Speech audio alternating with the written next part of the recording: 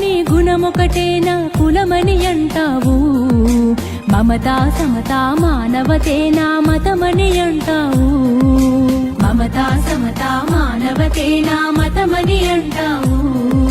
కులం మతమనే బురద జల్లే ఆ కుళ్ళు మనుషులకు అగ్గి పిడుగువై. నా మతం మానవత్వం అని చెప్పి ఈ వేదిక మీద నుంచి చెప్పదలుచుకున్నాను. నా కులం మాట నిలబెట్టుకునే కులం అని చెప్పి నేను ఈ వేదిక మీద నుంచి తెలియజేస్తాను.